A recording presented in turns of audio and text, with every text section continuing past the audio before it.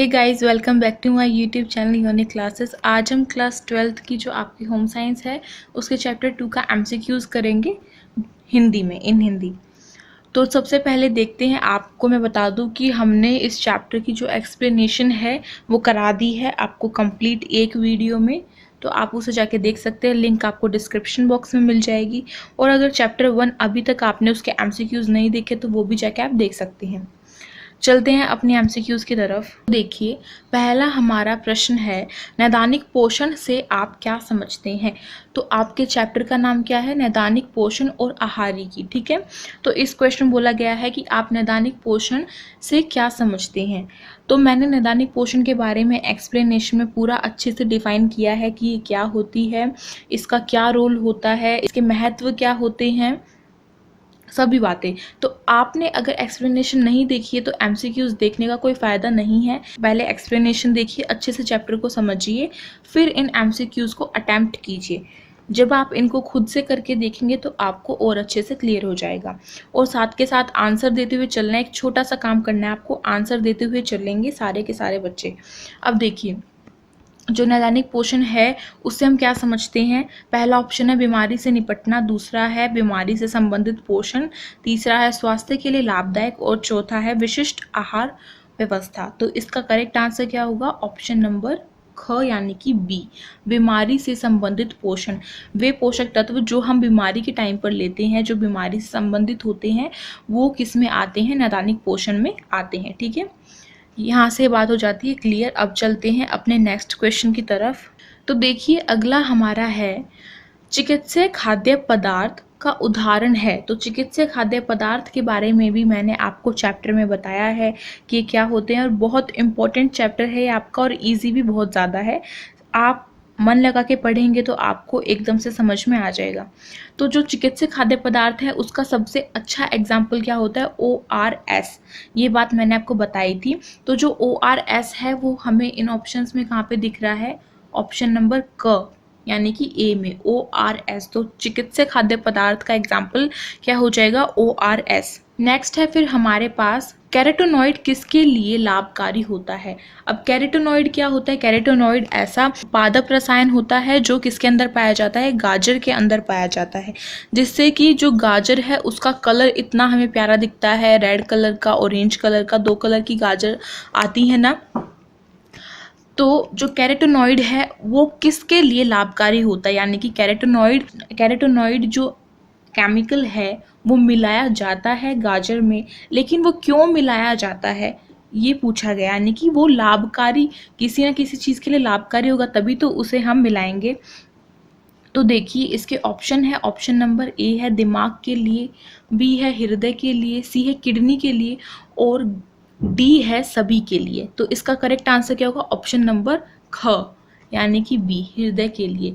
ये जो कैरोटीनॉइड है ये हार्ट के लिए बहुत ज़्यादा अच्छा होता है। फिर नेक्स्ट है हमारे पास क्वेश्चन 4, आहार कितने प्रकार के होते हैं। तो ये बात मैंने आपको एक्सप्लेनेशन में कही थी कि ये क्वेश्चन आपसे पूछा जा सकता है एग्जाम में, इसीलिए मैंने ऐड भी कर दिया, क्योंकि मैं देखना चाहती हूँ कि कितने बच्चों को याद है कि आहार कितने प्रकार के होते हैं। तो जो आहार है वो हमारे कितने प्रकार के होते हैं, अगर पता है तो जल्दी से जाके कमेंट में बताइए। मैं मानती हूँ कि आप बता चुके होंगे। अब इसका करेक्ट आंसर देखते हैं। ए है 4, बी है 6, सी है 9 और डी है 2। तो इसका करेक्ट आंसर क्या होगा? ऑप्शन नंबर डी यानी कि घ, 2। जो आहार हैं वो 2 प्रकार के होते हैं। कौन कौन से होते हैं?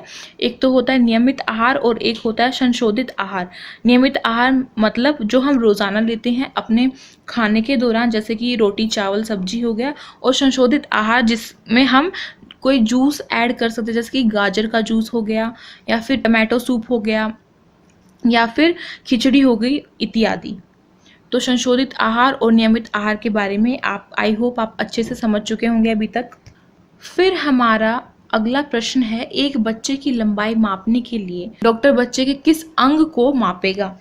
तो एक बच्चा है, बच्चा मतलब छोटा शिशु है, 6 महीने का या 1 साल का, तो उसकी जो डॉक्टर है वो लंबाई तो माप नहीं सकता, इसीलिए जो डॉक्टर है वो उसके किसी एक अंग को मापता है, यानी कि उसके एक अंग की जो है वो सरकमफ्रेंस लेता है। सरकमफ्रेंस किसकी लेगा? सरकमफ्रेंस तो सर्कल की ली जाती है ना। सरकमफ्रेंस मतलब होता है कि सर्कल का पैरामीटर, जो ये साइड से है पूरा पूरा। तो इसका करेक्ट आंसर क्या होगा? अभी तक तो आप मेरी हिंट से समझ चुके होंगे। जो हमारा शरीर है उसमें गोल, बिल्कुल गोल चीज़ क्या है जिसे हम माप सकते हैं? वो है सिर। तो जो डॉक्टर है वो बच्चे के सिर को, उसकी सरकमफ्रेंस को नाप कर ही ये पता लगाएगा कि उसकी लंबाई कितनी है और उसकी जो वृद्धि है, ग्रोथ है, वो कितनी अच्छे से हो रही है। तो ऑप्शन नंबर ए यानी कि क करेक्ट आंसर है। फिर अगला आ जाता है हमारे पास, भोजन देने के डैश तरीके होते हैं। तो भोजन देने के कितने तरीके होते हैं बताइए जल्दी से कमेंट में। तो देखिए इसका करेक्ट आंसर, जो भोजन देने के कितने तरीके होते हैं? भोजन 3 प्रकार से दिया जाता है। तो ग जो है वो इसका करेक्ट आंसर हो जाएगा। अब 3 प्रकार कौन से होते हैं? एक तो मुंह के द्वारा दिया जाता है, जो हम मुंह से खाना खाते हैं। दूसरा होता है नाली, यानी कि नली के द्वारा दिया जाता है, जो डॉक्टर हमारी नाक में लगाते हैं जब कोई इंसान बेहोशी की हालत में होता है या फिर उसकी ऐसी हालत है कि वो मुंह से खाना नहीं खा सकता। और तीसरा होता है अंतःशिरा के द्वारा। तो अंतःशिरा क्या होता है? अंतःशिरा, आप डॉक्टर्स के पास जाते हैं तो जो ग्लूकोज लगा हुआ होता है व्यक्ति, जो बीमार व्यक्ति होता है उसके ग्लूकोज चढ़ाते हैं डॉक्टर, तो वो उसके हाथ की एक नस में सुई लगा के फिर उस ग्लूकोज की पाइप को उससे जोड़ देते हैं और फिर उसके दौरान क्या है, बॉडी में ग्लूकोज जाता है, जिससे कि जो इंसान है वो लगभग 5 या 6 दिन, 4, 5 या 6 दिन, इतने ही दिन जो है इस तीसरे प्रकार से खाना ले सकता है, इससे ज़्यादा वो नहीं ले सकता। नेक्स्ट क्वेश्चन पर चलते हैं। अगला प्रश्न कौन सा है हमारे पास? 7वां, पूरी तरह से छाना हुआ आहार किस श्रेणी में आता है? तो पूरी तरीके से छाना हुआ, एक तो होता है तरल आहार, एक होता है पूर्णतया तरल आहार, एक होता है नरम आहार और एक होता है तैयार मृदु आहार। तो जो छाना हुआ आहार है वो किस श्रेणी में आता है? आपको पता होगा अगर आपने चैप्टर अच्छे से पढ़ा है तो। देखिए ऑप्शन नंबर ए है तरल आहार की, बी है पूर्णतया तरल आहार की, सी है नरम आहार की और डी है किसी की नहीं। तो इसका करेक्ट आंसर क्या होगा? देखिए जो नरम है और किसी की नहीं, ये दोनों तो कट हो जाएंगे यहाँ से, क्योंकि नरम क्या होता है? खिचड़ी, दलिया, इस तरीके से। और जो तरल आहार है उसको हम जूस बोल सकते हैं, जैसे जूस या फिर सूप। लेकिन जो जूस और सूप है तरल आहार में हम उसको छानते नहीं हैं, उसके जो छोटे छोटे रेशे हैं वो उसी के अंदर रहते हैं। लेकिन जो पूर्णतया तरल आहार है उसमें हम उस जूस को अच्छे से छान लेंगे ताकि उसका एक भी रेशा जो है उस जूस में ना रहे। जैसे कि आप मान लीजिए संतरे का जूस बनाया है तो उसको हम छान लेंगे। ठीक है, यहाँ से बात हो जाती है क्लियर कि पूर्णतया तरल आहार कौन से होते हैं और छाना हुआ जो आहार है वो किस श्रेणी के अंदर आता है। अगला देखिए, अगला प्रश्न है हमारे पास, चिरकालिक रोगों की रोकथाम के लिए हमें क्या करना चाहिए? तो चिरकालिक रोगों को हम दीर्घ रोग भी बोलते हैं। दीर्घ रोग मतलब जो लंबे समय तक चलते रहते हैं। तो उनकी रोकथाम के लिए हमें क्या करना चाहिए? इसके जो उपाय हैं वो हमें चैप्टर में बताए गए हैं। तो ऑप्शंस है हमारे पास, अच्छा आहार तथा पोषण, बी है स्वस्थ जीवन शैली, सी है नैदानिक पोषण विशेषज्ञ से सलाह और डी है उपरोक्त सभी। तो इसका करेक्ट आंसर क्या होगा? ऑप्शन नंबर डी, उपरोक्त सभी। हमें ये तीनों के तीनों जो हैं उपाय हैं ये करने चाहिए, किसके लिए? चिरकालिक रोगों की रोकथाम के लिए। अच्छा आहार लेना चाहिए और पोषण लेना चाहिए, साथ ही साथ एक्सरसाइज भी करनी चाहिए, और अगर ज़्यादा बीमारी बड़ी है तो हमें उसके लिए डॉक्टर से क्या करना चाहिए? डॉक्टर से सलाह लेनी चाहिए। ठीक है, फिर अगला है आपके पास, नियमित आहार से क्या अभिप्राय है? तो नियमित आहार मैं आपको बता चुकी हूँ पहले, इसका आंसर आप दीजिए खुद जल्दी से, पूरी ऑनेस्टी के साथ देना है, वीडियो को पॉज करके। इससे मेरा कुछ नहीं होगा, आप अपने आप को ही टेस्ट कर सकते हैं। तो देखिए आहार क्या होते हैं? नियमित आहार वो होते हैं जो हम रोजाना लेते हैं, रेगुलरिटी में लेते हैं, यानी कि रेगुलर डाइट। तो इसका करेक्ट आंसर क्या होगा? ऑप्शन नंबर बी, रोजाना का खाना।